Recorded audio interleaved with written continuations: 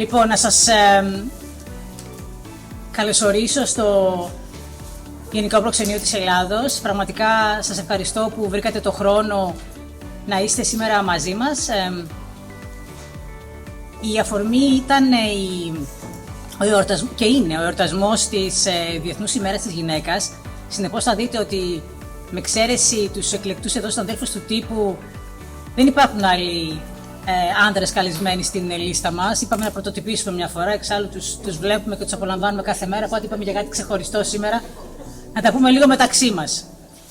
Συνεπώς σας ευχαριστώ πάρα πολύ. Θα έχουμε την ευκαιρία να ακούσουμε από εξαιρετικούς ομιλητές. Θα ήθελα να σας πω μόνο ότι για τη συγκεκριμένη εκδήλωση συνεργαστήκαμε και είναι μεγάλη μου χαρά με τις θυγατέρες της Πινελόπης, το Chapter Evryklea του Μανχάταν. Είναι η πρώτη φορά που το κάνουμε αυτό. Όπως σας έχω πει και άλλες φορές, για μένα είναι πολύ σημαντικό να υπάρχουν τέτοιου είδους συνεργασίες στην κοινότητα, διότι μόνο από την ομαδική δουλειά μπορούμε να βγάλουμε αποτέλεσμα. Συνεπώς, ενώσαμε τις δυνάμεις μας. Maria will take the floor now and she will continue to introduce our speakers. Αλλά ευχαριστώ πάρα πολύ για την ιδέα, για την πρωτοβουλία και σας ευχαριστώ όλους που ήρθατε να τιμήσουμε αυτή τη μέρα και με την ευχή να μας μείνει και κάτι, δηλαδή πέρα από το social part που we all look forward to it. Θέλω να πιστεύω ότι κάναμε ένα πρόγραμμα το οποίο έχει και ένα έτσι εκπαιδευτικό στοιχείο και θα δείτε στην πορεία τι εννοώ. Σας ευχαριστώ πάρα πολύ που ήρθατε όλοι. Να είστε καλά. It is an honor to welcome you all here this evening. First and foremost, I would like to express my sincere gratitude to your presence and unwavering support. It is truly a privilege to gather with you as we celebrate Women's International Day. A moment to recognize the achievements of women, but also an opportunity to raise awareness about an issue that affects countless lives: domestic violence. This evening I have the privilege of speaking on behalf of Daughters of Penelope, Manhattan, Evryklea Chapter 36, a distinguished women's organization that proudly operates within the HEPA family. Our mission is rooted in the promotion of Hellenism, education, philanthropy, civic responsibility, and the pursuit of individual and collective excellence. We firmly believe in the transformative power of service and volunteerism to create a positive and lasting impact, both within our local communities on a national scale. Our organization remains steadfast in upholding the ideals and transition of Hellenism, ensuring that these values continue to guide us as we move forward. Beyond our commitment to charitable causes, we take immense pride in our philanthropic leadership. One recently initiative that exemplifies the commitment is our chapter's contribution to the Robin Hood Foundation, an organization making significant strides in the fight against poverty in New York. At this time, I would like to extend my heartfelt thank you to Consulate General of Greece in New York, and in particular to our consul, Mrs. Evryklea Chapter, who wholeheartedly embraced our vision and collaborated with us to co-organize tonight's discussion. Her support has been invaluable, and we deeply appreciate her dedication to empowering and uplifting our community. Now, let me introduce you to our first speaker, Dr. Evryklea Chapter.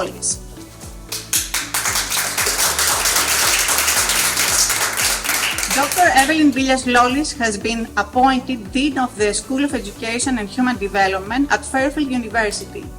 Dr. Lollis joined the Department of Psychological and Educational Consultation at Fairfield University in 2010, earning tenure in 2018.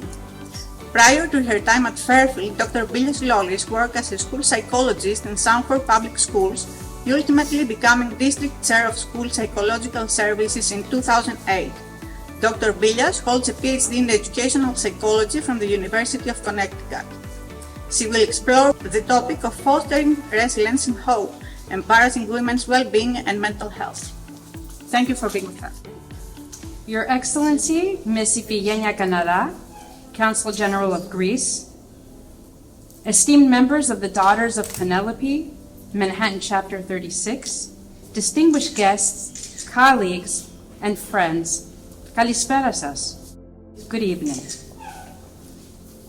It is both a privilege and a profound honor to join you tonight and share in this moment gathering and celebrating International Women's Day.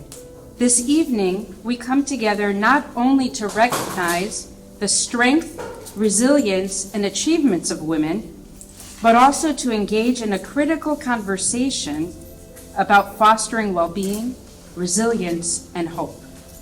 As we explore the intersection of women's mental health, violence against women, and human trafficking awareness, we reaffirm our shared commitment to supporting and uplifting women everywhere.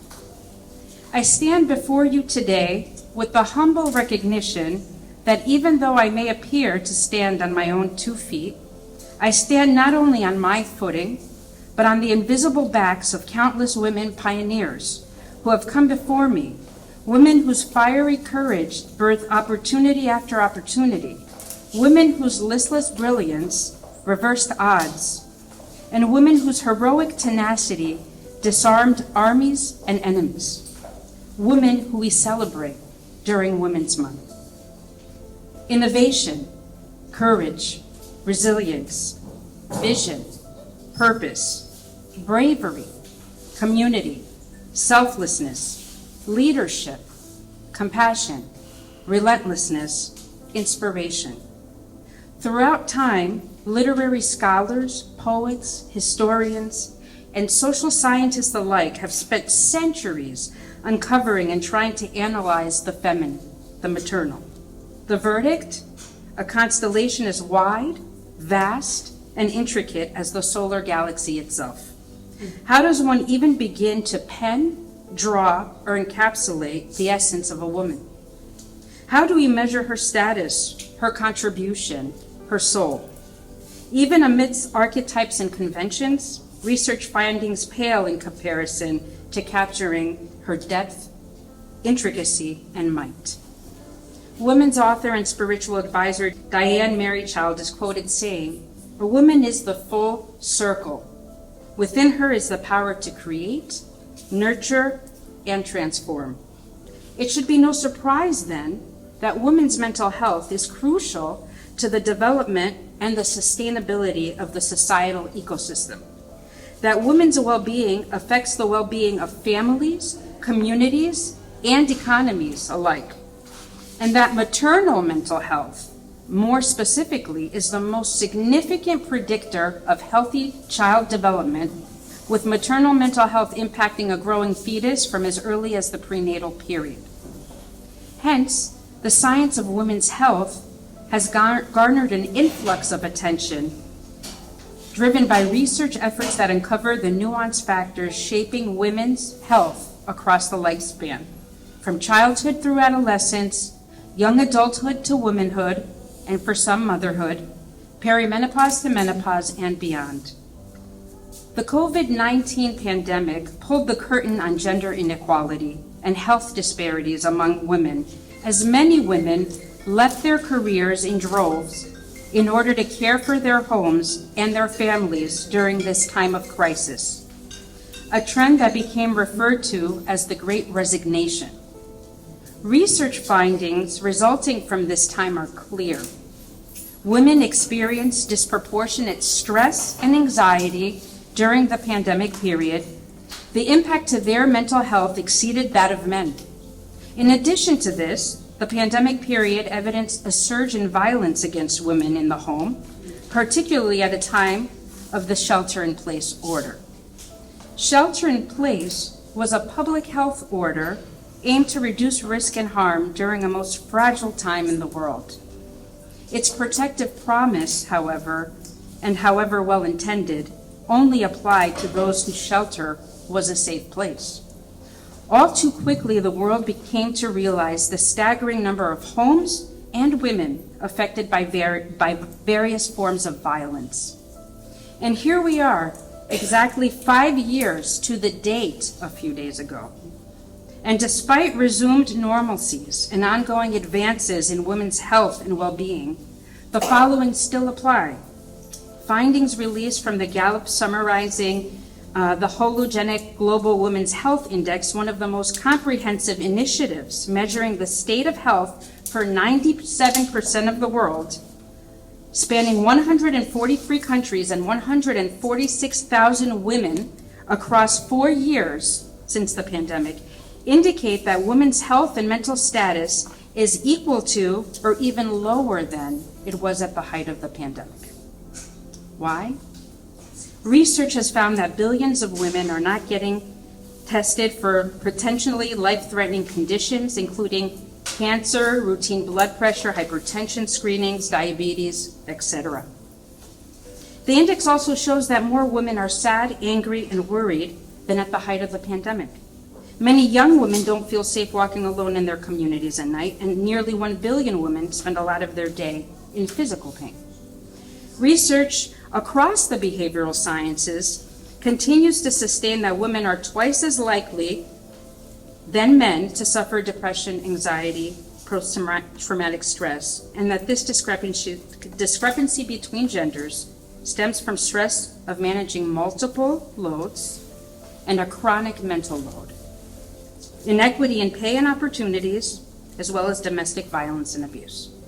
Literature on young girls consistently indicates that nationally, adolescent girls are facing significant mental health challenges. While mental health has declined for all teens, girls are faring worse than boys on nearly every measure. The teen girls have reported the highest level of violence, depression, self-harm, and suicide risk, with a 60% increase over the past decade. The above may sound harsh, but it should not be surprising. Isn't this what we as women do? Prioritize the needs of others, nurture the world around us, and walk alongside those in pain, offering compassion, often at the expense of our own well-being. Do we not carry the weight of the collective as intimately and sacredly as we carry our own burdens? Do we not manage twice the workload all at the same time? And if you ask almost any woman, she'd likely call it her calling or her duty, not an obligation. We are here today, however, to imagine a path forward together. A better path, a more responsive path, a more balanced path, a more hopeful path. On the 8th of March every year, the world pauses to recognize International Women's Day, a global movement that uplifts the societal, social, economic, cultural, and political achievements of women across the nations and history. Each year, the United Nations Women announces their official theme for International Women's Day. For 2025, this theme is For All Women and Girls, Rights, Empowerment, Equality.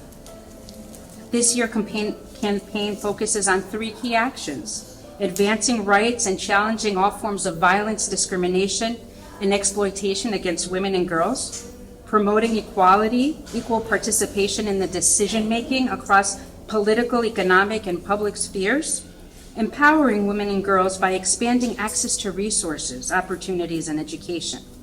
The UN also calls for accelerated action and emphasizes the importance of the collective action, all of us, to drive meaningful change. So what does this charge mean for us today? What does it mean for our work here as Greek Americans, as professionals, as citizens, policymakers, mothers, sisters, wives? How do we forge a shared commitment that advances the well-being of women in society, guiding us forward with purpose and resolve? At minimum, our community must actively become aware and prioritize key women's mental health fundamentals to cultivate hope and resilience. At the most basic level, our mental health can be understood as a balance between the genetic dispositions that we have, our personality traits, and our life stress on one side, and on the other side, our perceived levels of social support and our factors of resiliency.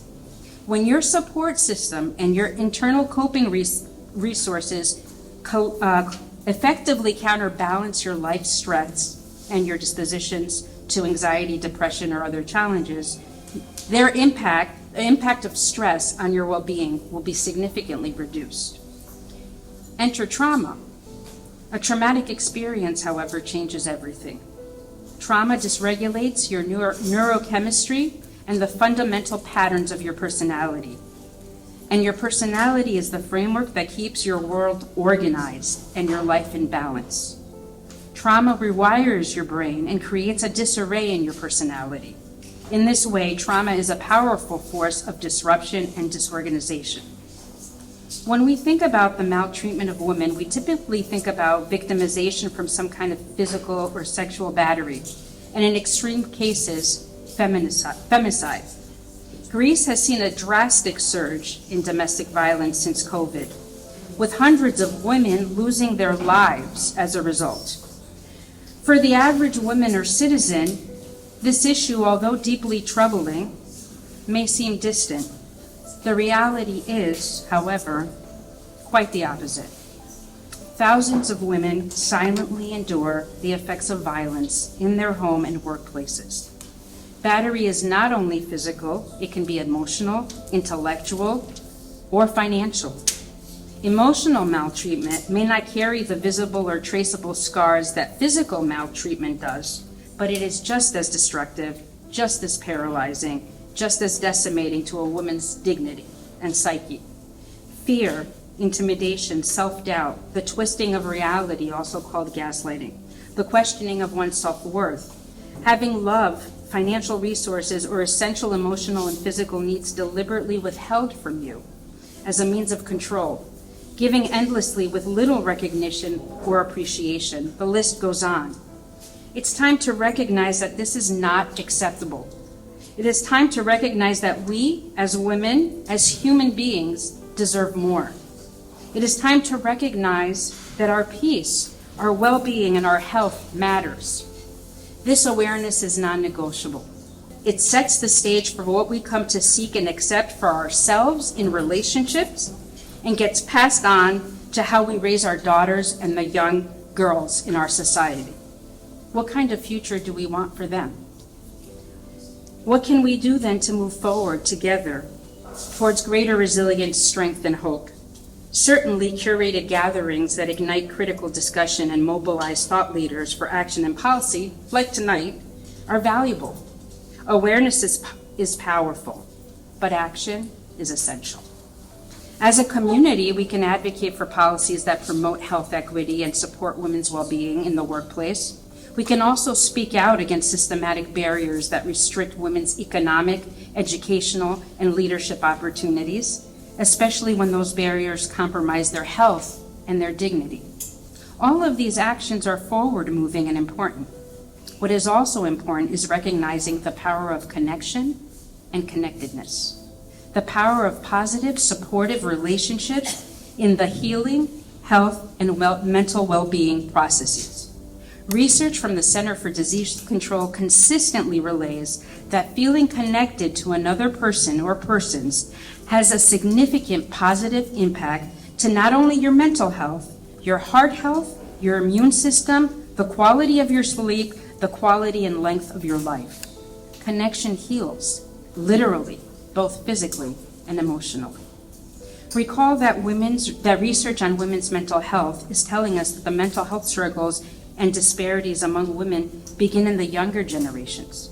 In this way, it is imperative that we build a culture of solidarity and community that nurtures, fosters, and connects the intergenerational links. We need to promote intergenerational and cross-sector dialogue among women and create networks of support. Lastly, let's leave today committed to one simple yet powerful pledge: to become a pioneer for women's mental health and well-being. A pioneer is defined by the Oxford Dictionary as someone who breaks new ground, challenges existing norms, and paves the way for future generations.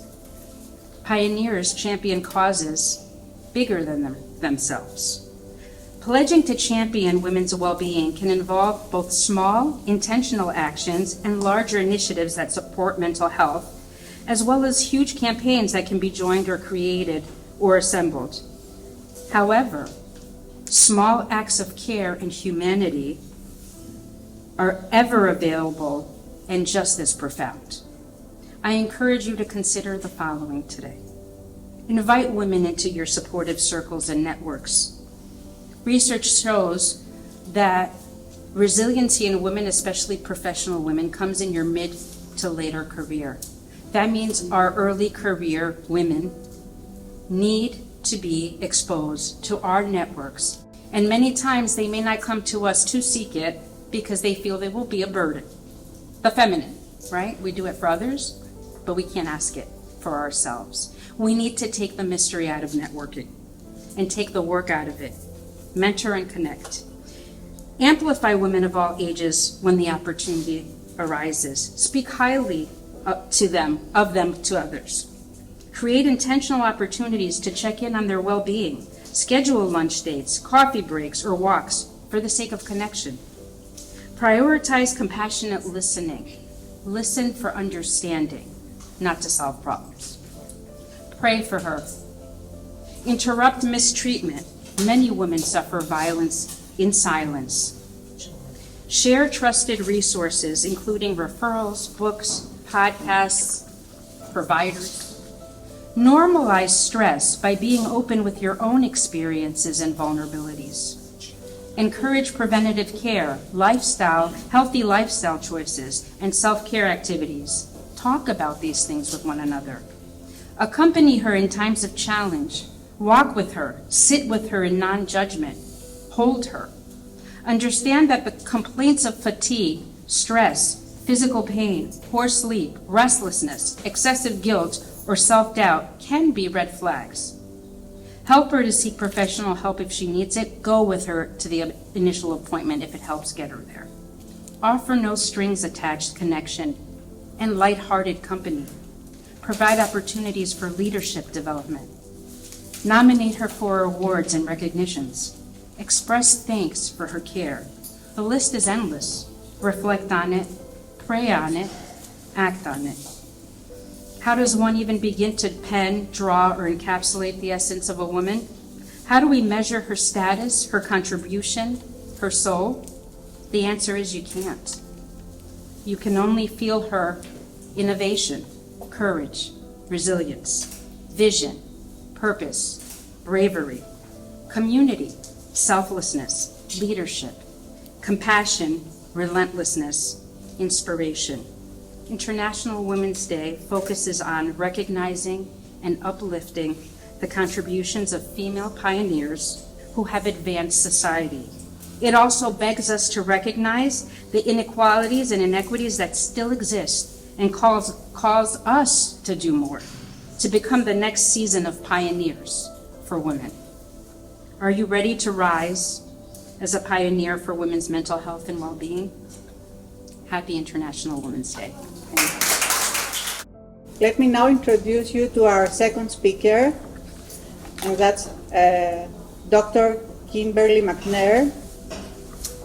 Dr. Kimberly is the Senior Director of Social Transformation at My Sister's Place. In her role as the Senior Director of Social Transformation, Kimberly organizes and facilitates training across Westchester for healthcare professionals, first responders, clergy, and others who are dedicated to supporting survivors of domestic violence and human trafficking.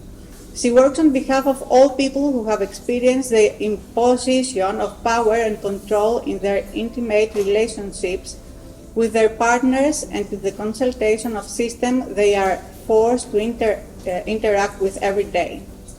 Kimberly has spoken on panels, facilitated conversation for religious and civic organizations across Westchester, and has consulted with local congregations which are endeavoring to incorporate anti-racism principles into their ministries.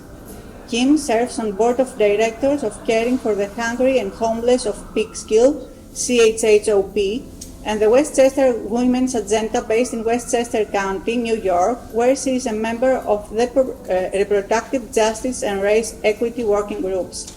She will provide insight into how My Sister Place works to combat domestic violence and human trafficking. To those whose responsibility it is for the care of this house and the citizens it represents, I want to say thank you for the invitation. And thank you also. We've had some wonderful conversations, and it's been wonderful to get to know you. Thank you for accepting. Yes, of course, of course, of course. I have a confession to make. I actually do understand Greek. However, it's Koine Greek. I studied at seminary. I'm a clergy person, and yeah, but don't speak to me in Greek because I won't understand a word. But when I open up my Bible and I'm translating, I studied Hebrew and I studied Koine Greek because I love the languages and I love learning about Christ through the original languages. So that's the extent of my Greek. So yeah, no tests tonight. I brought some handouts and I really want to refer to those handouts, and I handed some out and there are some on the table. That's where I want to direct my talk. I'm not going to go word for word, but I wanted you to have them so you have the language and an understanding of my sister's place and where I work. The first thing is, so my sister's place has been around for almost 50 years. We started in Yonkers by a group of women who were sick and tired of the violence that was happening in their relationships, in their lives, in the lives of their friends and family, and they formed the Yonkers Women's Task Force. We didn't become my sister's place until the 1980s. And many of the women who formed the organization, they're no longer with us. In fact, one of the last founding mothers left us last June, and I had the opportunity to work with her. So to your comments before around standing on the shoulders of the women who have come before us, I bring those women with me wherever I go. It would not be possible for me to stand here and do this work were it not for the women who faced the violence that I don't have to face, who spoke up in ways for me to be able to speak up on the behalf of other women. So a little bit about our services, and I think this is the most important part because, well, first, how many of you know or have ever heard of my sister's place before this moment? And in a room of almost, 50, 60 people, for only 4 people, how many of you have ever heard of any domestic violence agency? How many of you have ever watched Law and Order? Ever watched Lifetime television? Most of that is how we know about domestic violence, but we don't know what happens, what number can I call, where can people go? I want to tell you a little bit about our agency. Though we are based in Westchester, we belong to a network of agencies and advocates and legal people across the state. So one call to our hotline number can help redirect you to, or anyone you know, to an agency that will be of help. So let me tell you what we do. We have advocates who do not counseling, but advocacy for adults and for children. I cannot tell you how many times I run into people who say, well, children aren't impacted. If the kids are upstairs and we're in the basement, the kids are fine. The kids are not fine because they're swimming in the same violent waters that the adults are. So we have advocates who work directly with children. So you could say that our work goes from the cradle to the octogenarians because this does not discriminate. There is no age that experiences it more or less. There's no race, there's no ethnicity, there is no community that experiences this violence any more than another. Violence does not discriminate. So we have advocates to work directly with people. We have a Center for Legal Services because lawyers are expensive. And survivors who experience abuse and violence through financial means don't have access. So we provide free legal services for people who need documentation, for people who are having issues with child custody. And honestly, right now, the greatest need is for our clients who have issues around immigration. And that can be terrifying, regardless of your situation. We also provide, so I am an educator and I supervise a team of people who go into middle schools and high schools to work with young people. When you were growing up, just a show of hands, how many of you had conversations with your parents, the adults in your life, about consent? Raise your hand. My parents talked to me about consent. Oh, okay. My parents talked to me about what to expect in a healthy relationship, or the adults in my life modeled healthy relationships. How many of you had that? It's not 100%. And so we go into middle schools and high schools and we teach young people, here are not just the red flags, but here are the green flags. Here's what you should look for in a relationship. If your boyfriend or your girlfriend or your partner says that you have to answer the phone every time they call, that's not healthy. You have a right to not pick up the phone because you need your space. If you're 15, 25, 35, or 85. So we want young people, and we do this work with young people because we don't want them to become a statistic in the world of violence. So we want to give young people a sense of their own power. We have a shelter. And how many of you, I'm very interactive. I'm from the Black church tradition, so we do call and response. So someone tell me, what do you think our shelter looks like? What does a domestic violence shelter look like? Who said an apartment? Good. Someone else? Could be any space. Yes, and here's the thing. Yes. I really don't have a good view of my mom's shelter. Okay. I think it's like a place that is very inviting. Ah, okay. So we got an apartment, could be any space. It's not very inviting. Seclusion. So our shelter doesn't have a sign on the outside that says survivors live here. So seclusion is correct. It's actually very inviting. Yes. So a lot of times people will say, well, it's just a big room with cots, right? Actually, it's not. Everyone who comes into shelter has their own space. There are communal spaces. And sometimes, so as a single, I might be roomed with a single, or maybe if I have kids, I would be roomed with my children. It's communal living. And I want to go back to something my good friend said before. When we think about trauma, imagine now we have 20 beds in the shelter, 20 people with their children, and they're all trauma survivors. So in that sense, it may not be inviting, but we have advocates there. People have access to our legal services. So in that sense, it can be very inviting. Now here's the rub though.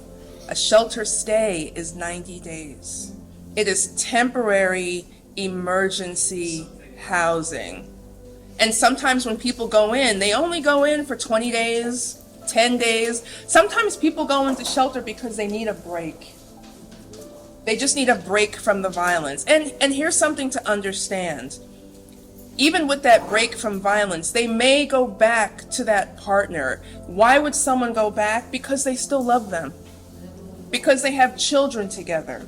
Because they built a life together. One of the things that we know, one of the things that we don't do is we don't force or try to convince people to leave. That's not our job. It is up to the survivor to make the decision about whether or not they're going to leave that relationship. Our job is to provide the resources that someone might need, the advocacy, the legal services, the advocacy for their children if they have children. That is our role. The minute you try to force someone or convince someone that they have to leave, what do you think they do? They push back. You don't know what my life is like. You're in my business, and we don't. That's not our role. That's not our job. Besides our shelter, I also want to point to, in the document you have, there's a sign in the bottom of the pages. This sign, we have a program for deaf and hard of hearing survivors as well, because they are silent and silenced in a very particular way. So we provide services, supportive services for deaf and hard of hearing folks. The last thing I want to say is at the, I think on the very last couple of pages is our hotline number. On the table, I left some of our pens. On every one of our pens is our hotline number. So we don't just hand out things because the pens are cute. We want people to use our number. I also brought some of these bracelets. You've seen these silicone bracelets before, right? Ours is a little different because on the outside it says my sister's place. On the inside is our hotline number. To hide the hotline number. Because it may not be safe for someone to walk around with a bright orange bracelet that displays the hotline number. And by the way, does anyone know the colors of domestic violence? purple, because what I've been told, as I'm a youngster in this movement, I've only been doing this for 15 years, but I'm still a youngster, that purple is the color of the bruise. Orange is the color of Teen Dating Violence Awareness Month, which is every February. So we have materials in purple and orange because we want to signal to people that we are as concerned about us old folks as we are about our young people who are coming up behind us. So the definition, and it's in the PowerPoint. I'm going to go through the definition just a little quickly because I don't have a lot of time, do I? I'm good?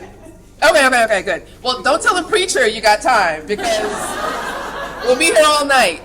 I want to go through the definition. So the first thing is a consistent, and this is the definition that we use at my sister's place. It is a consistent, intentional pattern of behavior. Consistent and intentional. That's very different from conflict. What causes conflict in a relationship? Anybody?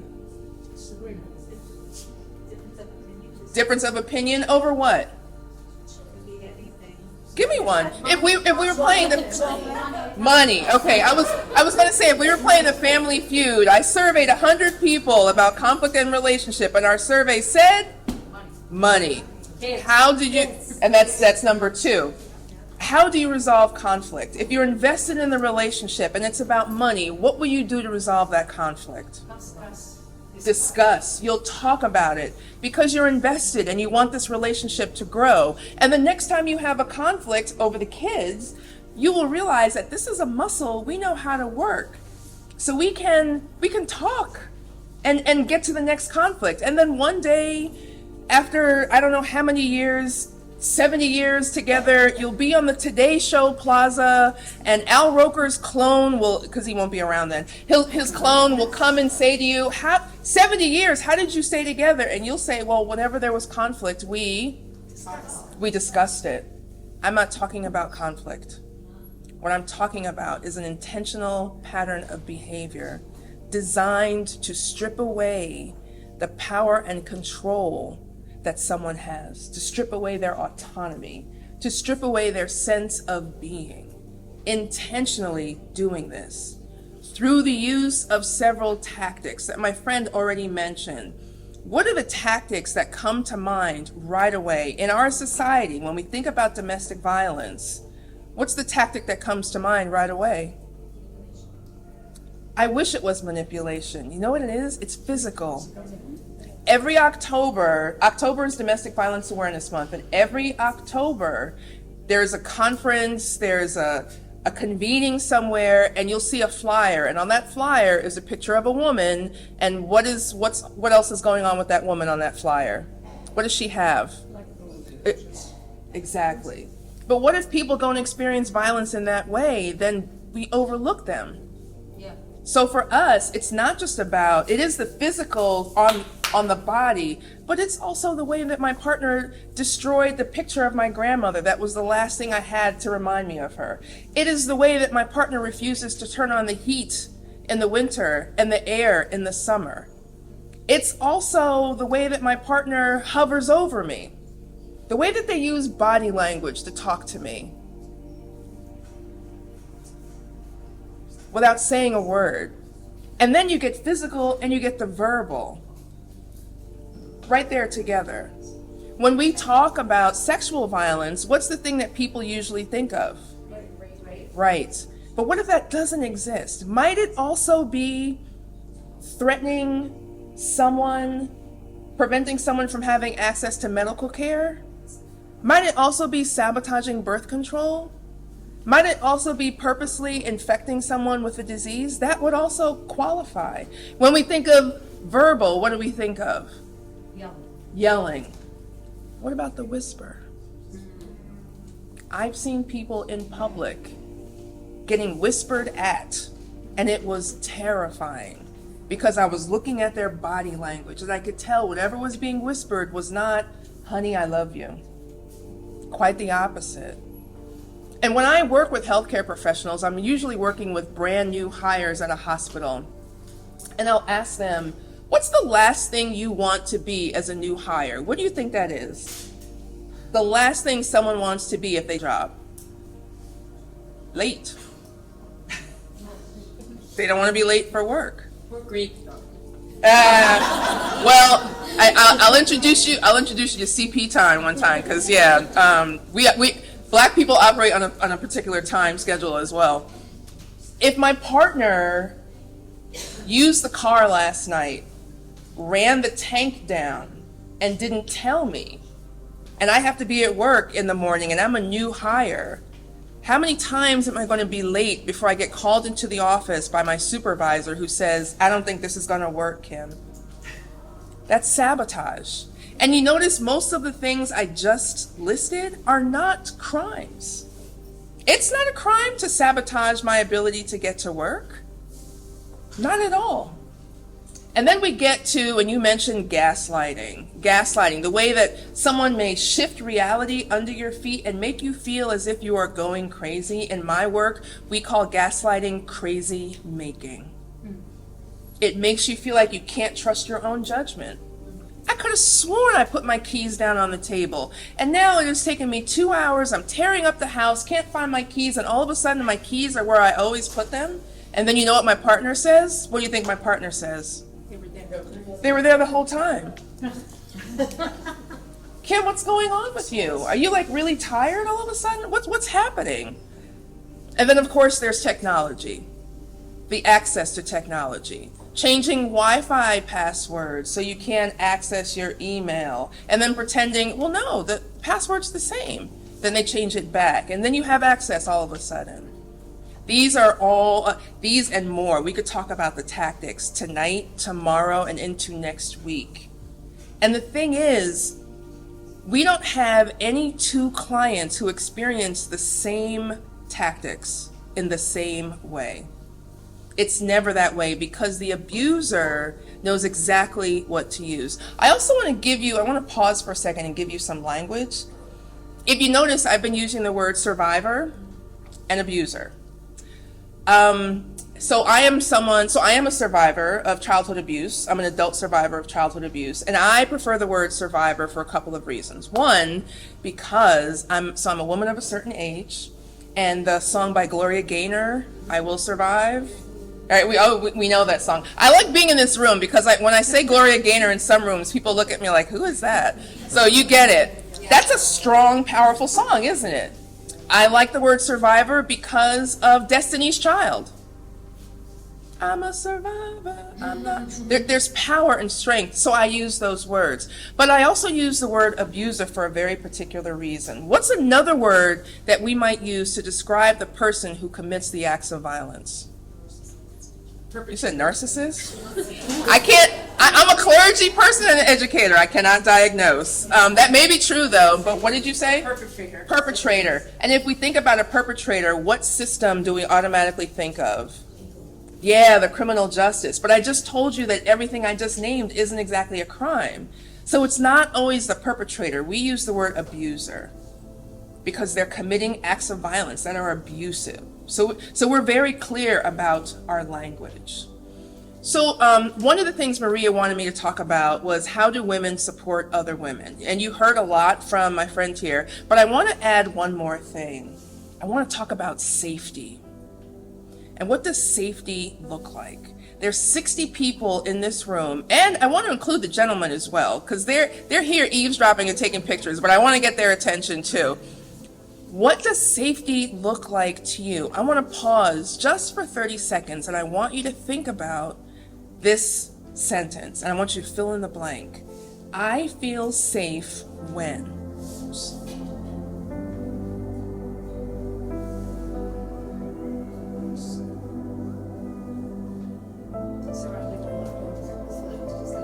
Thirty seconds. Let me give you 10 more seconds.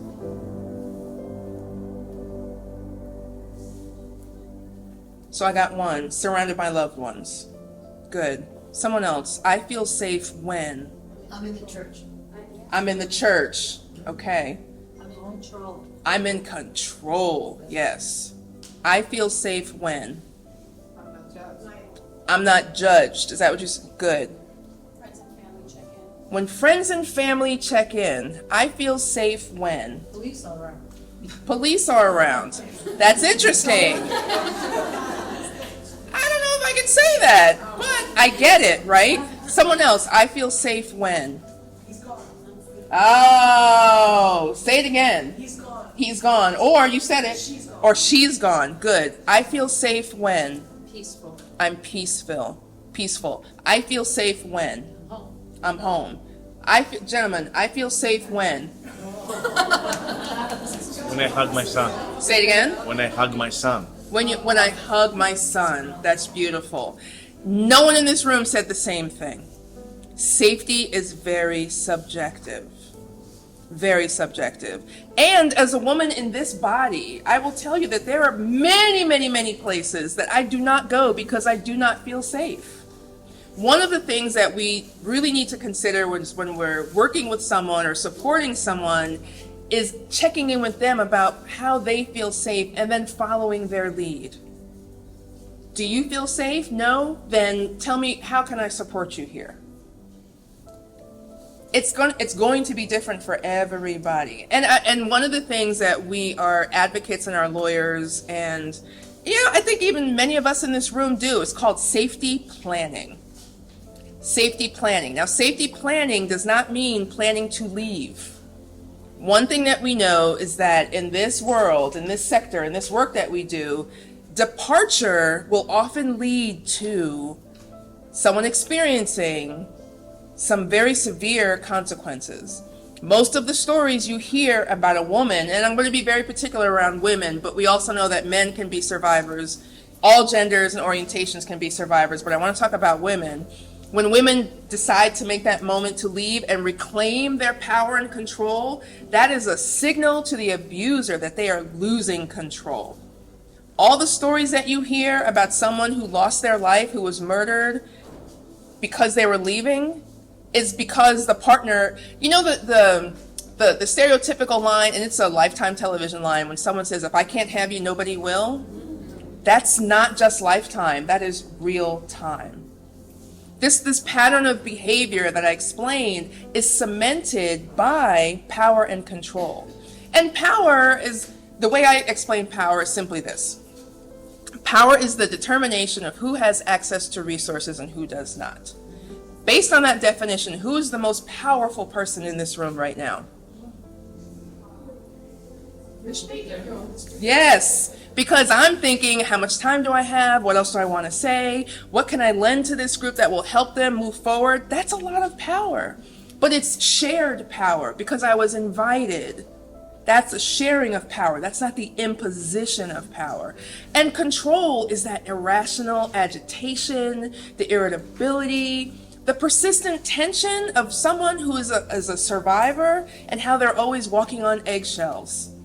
Can't say this, can't do that, I can't dress like this, I can't go here, I can't go to school, I can't work here, the kids have to be this name, we have to go to this church and not that church, I have to make sure that the odometer doesn't go beyond 50 miles, I have to bring home receipts, I have to wake up at a certain time, cook a specific breakfast, cook dinner in this way, dress this way, do my hair this way, buy these glasses.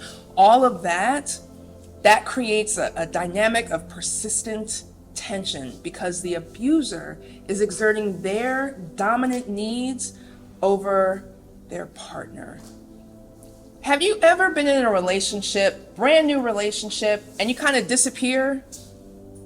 You know what it's like when you meet someone and it's just you and them, and I'll call my girls later because it's about me and my boo and we're together. Eventually you will emerge. You'll come up and your friends will say, girl, where have you been? Well, I met somebody and we've just been spending time together. In this relationship, though, your world shrinks and it stays shrunken. Their whole goal is to maintain power and control over the survivor. So when your friends, like you said, you check in on your friends, when it looks like your friends, you haven't seen them, we can't hang out anymore. I have a friend who was in a relationship. She recently moved, and there were times when we would get ready to hang out and she was a no-show. And doing the work that I do, I knew right away.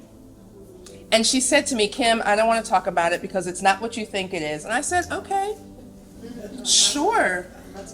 Yeah, and honestly, we both knew But it wasn't until she was ready, and that's the other thing when you support a survivor.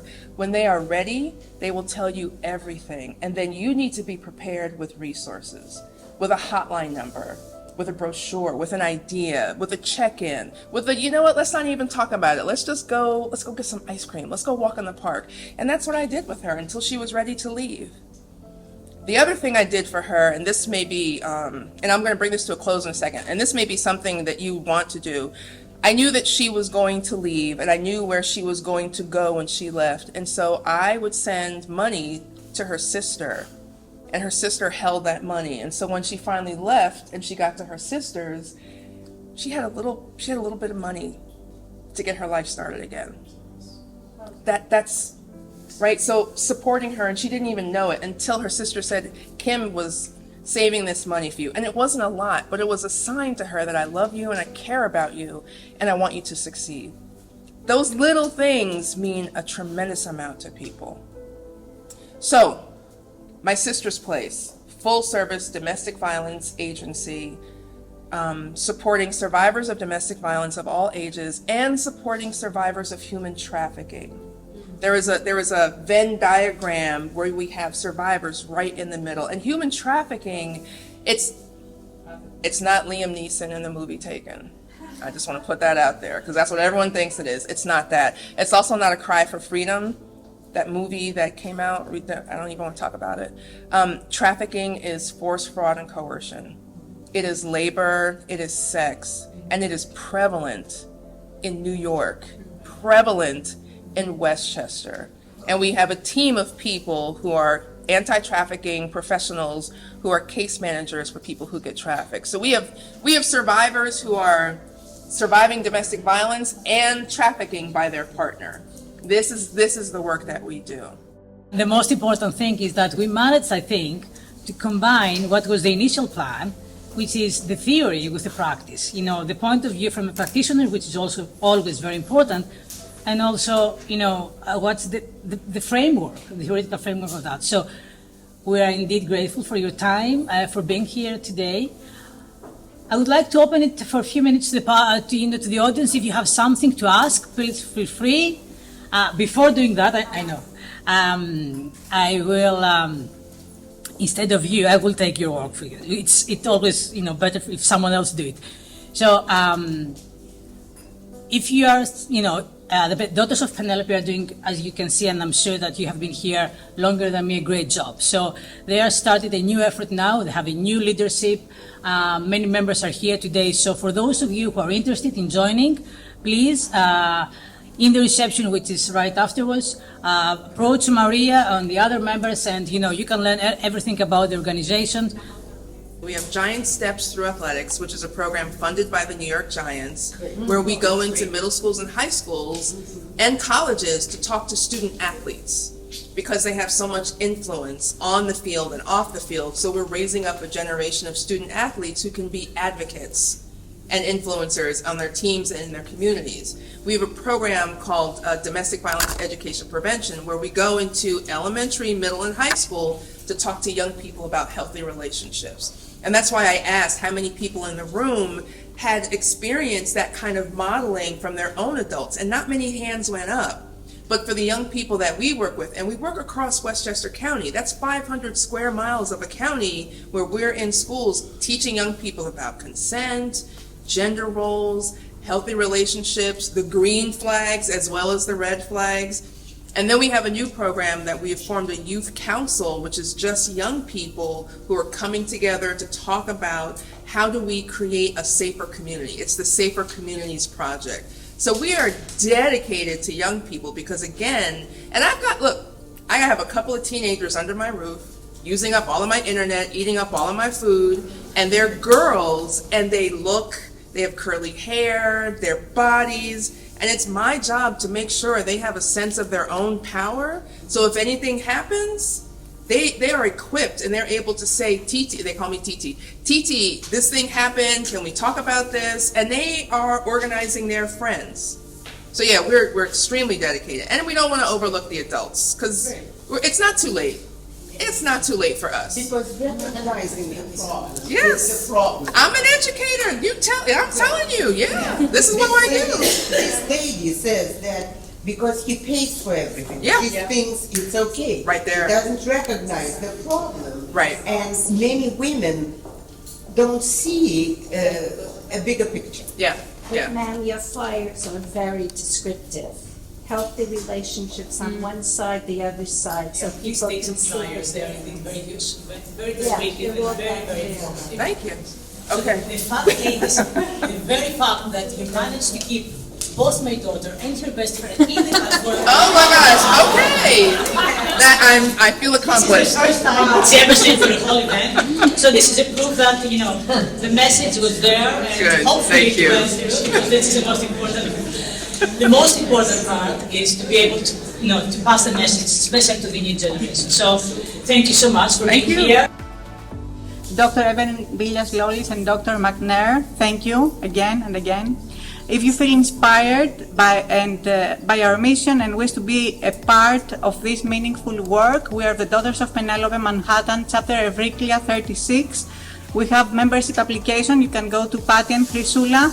You can be a part of us. We would love to welcome you to our community. Before closing, I'm thrilled to share that we will be hosting a Greek Glendi, a lively celebration that promises to be a wonderful experience. This special event will take place on May 17th at the Hiotis Hall of the Cathedral Holy Trinity, and we will have the live band of Eliana Thinokaliotis, a Greek singer. Most of us will know her. We sincerely hope to see you there. Once again, my deepest appreciation to all of you for your time, generosity, and commitment to making a difference. Let us continue working together toward a world of equality, justice, and opportunity for all. Thank you.